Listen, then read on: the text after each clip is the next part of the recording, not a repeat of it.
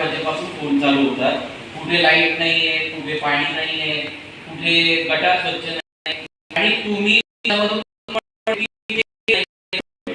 क्रांती काय आपण बघितलं फील्डवर जसं ऍक्विजिशनचा जसा तुम्हाला माहिती नाही की होणार आहे, तुम्ही तिथे गेलेलेच नाही कधी, तुम्ही गेलेले तर तुम्ही चक्कर तरी मारा तिथे त्या जागेवरती. असं नका करू की सगळं आमच्यावरतीच ढकलताय तुम्ही. मग भविष्यामध्ये काय होईल की जसं आता डॉक्टर साहेबांनी पण सांगितलं, काकांनी सांगितलं, आपलं कोऑर्डिनेशन नाही राहणार एक दुसऱ्यामध्ये, तर परत परत आपण महासभेमध्ये काहीतरी सोल्युशन काढण्यापेक्षा फक्त कॉरलच करायचं का, फक्त भांडणच करत राहायचे का?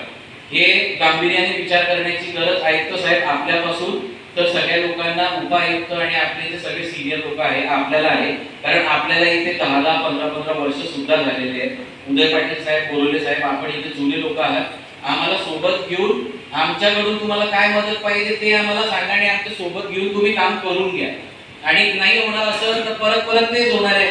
इथे आम्ही यायचं 11 वाजेपासून 4 वाजेपर्यंत इथे बसून ठेवायचं आणि त्यात पण आम्हाला सगळ्यांना बोलायची संधीच नाहीये.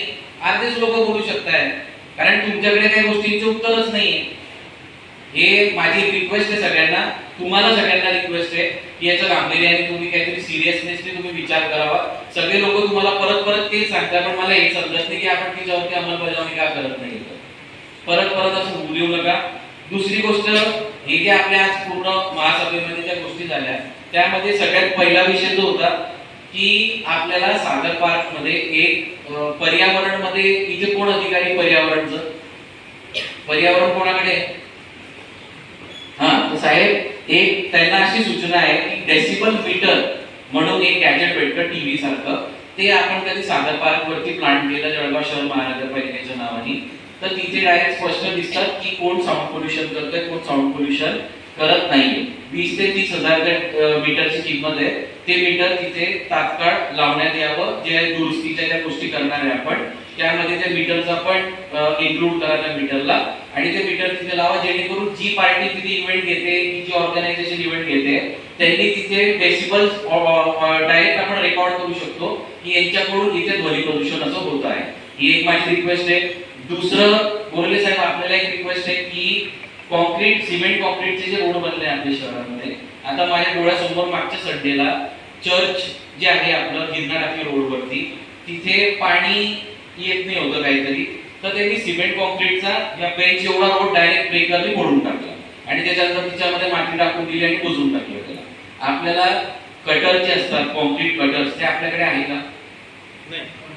सगळ्यात 15-20 ठिकाणी झाले आमच्या वार्डात. हो ना, सगळ्यात आधी आपल्याला एक असं आहे की पुढच्या महासभेमध्ये किंवा स्थायी समितीकडे आपण येणार, एक आमच्याकडून कधी तुम्हाला लेटर पाहिजे तर आम्ही देतो लेटर, पण सिमेंट कॉन्क्रीट रोड साठी तुम्ही कटर अवेलेबल करा.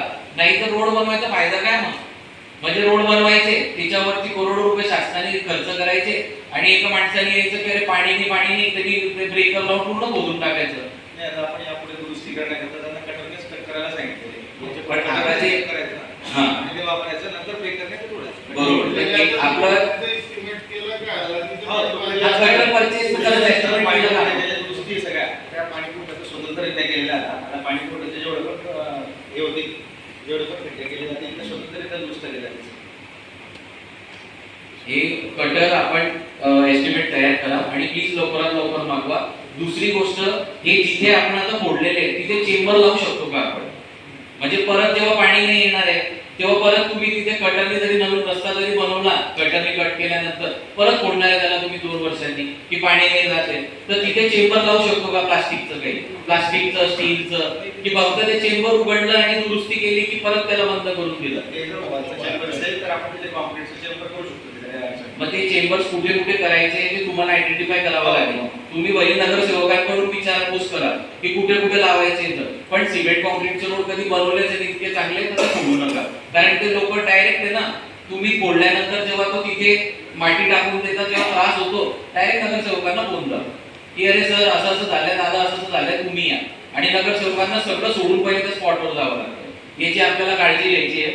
तिसरा विषय असा आहे आपला की ऍक्विजिशनच्या संदर्भात अमोल पाटील साहेब आपल्याला एक रिक्वेस्ट आहे, आणि जे आपलं अकाउंट्स डिपार्टमेंट तुमच्याकडे सर, तुम्हाला दोघींना एक रिक्वेस्ट आहे, तुम्ही एक दुसऱ्या